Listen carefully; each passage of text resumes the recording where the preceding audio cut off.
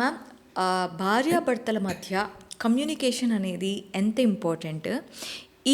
ఒకవేళ కమ్యూనికేషన్ లోపం ఉంటే ఏం జరుగుతుంది? కమ్యూనికేషన్ అనేది చాలా ఇంపార్టెంట్ అనే చెప్పాలమ్మా. Not only in wife and husband, ఒక ఇద్దరి మధ్య ఒక రిలేషన్ అనేది కొనసాగాలి అంటే కమ్యూనికేషన్ అనేది చాలా ఇంపార్టెంట్. ఎందుకంటే మన లోపల ఎన్నో ఫీలింగ్స్ ఉండొచ్చు, బట్ మనం ఎక్స్ప్రెస్ చేస్తేనే కానీ అవతల వాళ్ళకి అది తెలియదు.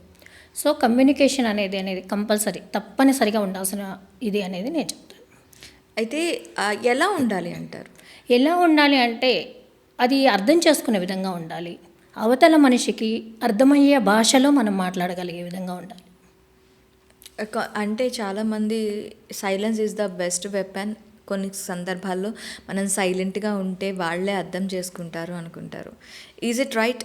అంటే ఎలాంటి సందర్భాల్లో సైలెంట్గా ఉండాలి, ఎలాంటి సందర్భంలో నాకు ఈ బాధ ఉందని కమ్యూనికేట్ చేయాలి, ఎలా వాళ్ళతో మనం కమ్యూనికేట్ చేయాల్సి ఉంటుంది? అంటే ఇది సైలెన్స్ అనేది కరెక్ట్ అనేది కాదు అనేది నా ఉద్దేశం. ఎందుకంటే సైలెన్స్ అనేది మనకి మనసులో బాధ ఎక్కువైనప్పుడు కూడా మనం తెలియకుండానే సైలెన్స్ వైపు వెళ్ళిపోతాం. సో కాబట్టి మనం ఓపెన్ లాంగ్వేజ్ ద్వారానే మనం కమ్యూనికేట్ చేసుకోవడం వల్లనే గుడ్ రిజల్ట్స్ అనేది వస్తాయి. సైలెన్స్ అనేది అన్ని వేళ కరెక్ట్ కాదనేది నా ఉద్దేశం. ఒకవేళ దాంపత్య జీవితం విజయవంతంగా సాగాలి అంటే మీరు దానికి ఇచ్చే సూచనలు ఏంటి? అది హ్యాపీగా సాగాలంటే ఒకటి మేడం, పరస్పరం రెస్పెక్ట్ ఇచ్చుకోవాలి. రెస్పెక్ట్ అనేది ఏముందిలే, నా మనిషి అయిపోయారు కదా, ఇది ఏదో టేక్ ఇట్ ఈజీ లాగా కాకుండా పార్ట్నర్ని, ఇక్కడ నేను జెండర్ గురించి మాట్లాడట్లేదు, పార్ట్నర్ని రెస్పెక్ట్ చేసుకోవాలి.